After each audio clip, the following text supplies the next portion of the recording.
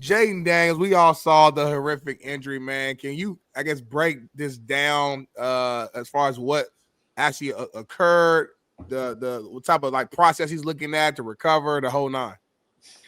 So you want to hear something that's just kind of eerie? Yeah, I want to hear it. Damn near don't, but yeah. Jayden Daniels suffered what's going to likely be a season-ending injury to his elbow at the same yard line against the same team as RG3. Don't tell me that. This is after Alex Smith. Just kind of weird, bro. Alex Smith did the same thing with the OG. Same injury, same. How did this happen twice? Just kind of weird. That's all. It's more than weird. But nonetheless, that doesn't have an impact. Just kind of eerie. That's all. That's crazy. Long story short, damn near stop playing at that field, Doc. Should we damn near stop playing at that field? Well, they are. I mean, I think they should stop playing in MetLife too, but that's a separate discussion. Joe Theismann, yeah. You know, I think they're working on a new stadium, from what I understand. They are. But you know, that takes time and resources and money. But in general, this is a elbow dislocation. It could have been a fracture. It doesn't sound like it was a fracture. It sounds like it was negative. Now, there's a couple different things that pretty much have to happen here for this to happen. You have three major ligament complexes in the elbow. The first one really pretty much has to be strained enough to pop the bone out of the location where it normally is. The second one, and then eventually the third one. And if all three tear, then usually you have a dislocation. If they're just strained but not partially torn, that would be an ideal situation where he doesn't need surgery and he can come back in a month to 6 weeks. If they are partially torn, then oftentimes they have to have surgery just because there's a lot of instability. If they are fully torn, then surgery is just the only option, and he'll have to have it reconstructed.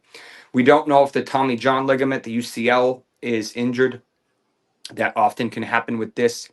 Now, this is much more common to be an injury for linebackers and for defensive guys when they, maybe they're grabbing and their elbow gets hyperextended, or, something where they're tackling someone and their body goes one way, but their arm goes the other way. Not traditionally kind of how we saw this happen.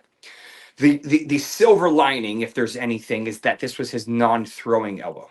Right. If this was his throwing elbow, I don't know if he's ever the same quarterback. Right. But, that's a moot point because it wasn't. The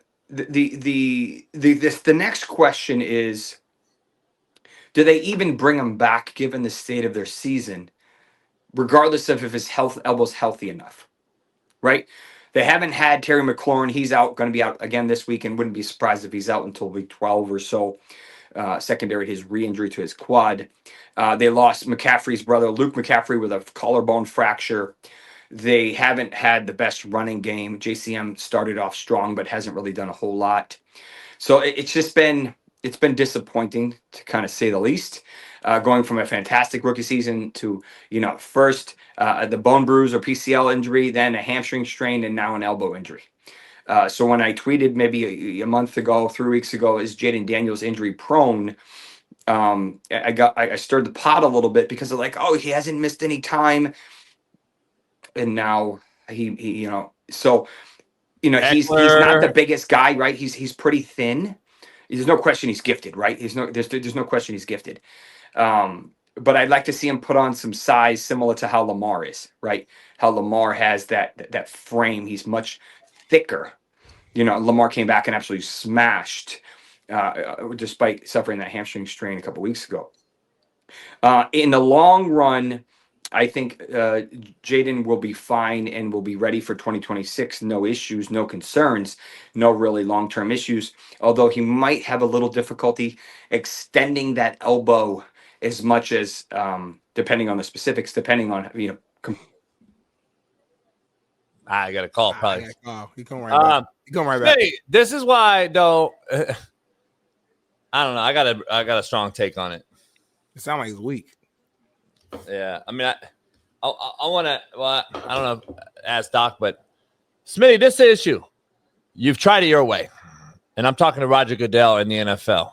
You've tried it your way for the last 5 years. Let's just say 5. Yeah. And you made the game incredibly softer.